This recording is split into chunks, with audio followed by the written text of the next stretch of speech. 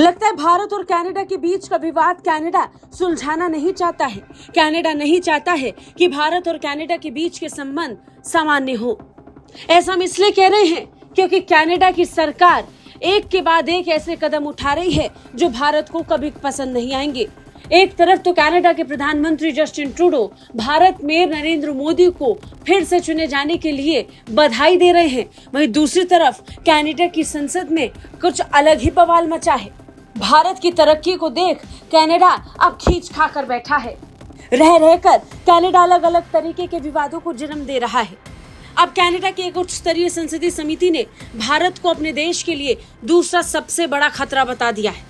Canada ने भारत को दूसरा सबसे बड़ा विदेशी खतरा करार दिया है।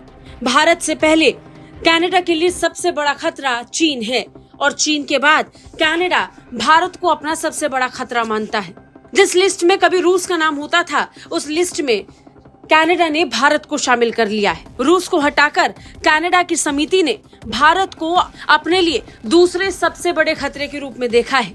कनाडा की राष्ट्रीय सुरक्षा और खुफिया संसदीय समिति ने इस सप्ताह अपनी रिपोर्ट में कहा कि भारत अब रूस को हटाकर कनाडा की लोकतांत्रिक संस्थाओं और प्रक्रियाओं के लिए चीन के बाद दूसरा सबसे बड़ा विदेशी हस्तक्षेप खतरा बनकर उभरा है।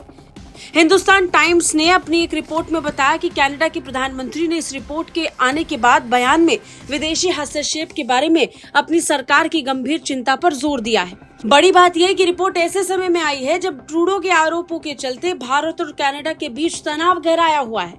जब खालिस्तानी आतंकी निज्जर की हत्या को लेकर कनाडा और भारत के बीच विवाद गरमाया हुआ है, तब कनाडा की इस रिपोर्ट ने एक और बवाल को शुरू कर दिया है। रिपोर्ट में आरोप लगाया गया कि भारत की विदेशी हस्तक्षेप के प्रयास धीरे धीरे कनाडा में खालिस्तान समर्थक तत्वों का मुकाबला करने से आगे बढ़ गई है।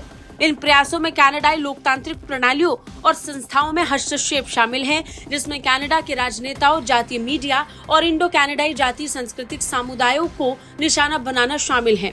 भारत और चीन को खतरा बताते हुए कनाडा की समिति ने 84 पन्नों की रिपोर्ट जारी की है। इसमें भारत का 44 बार जिक्र किया गया है, जो बताने के लिए काफी है कि कनाडा किस तरीके से भारत से पूरी तरह ऑब्सेस्ड हो चुका है। कनाडा से हर बार भारत ने सबूत मांगे, लेकिन कनाडा ने अब तक भारत को कोई सबूत नहीं दिया। बिना सबूत, बिना किसी आधार के कनाडा भारत पर एक के बाद एक गंभीर आरोप लगाकर भारत को बदनाम करने की कोशिश कर रहा है, जिसे भारत बर्दाश्त करने के कतई मूड में नजर नहीं आता। ब्यूरो रिपोर्ट, भारत तक।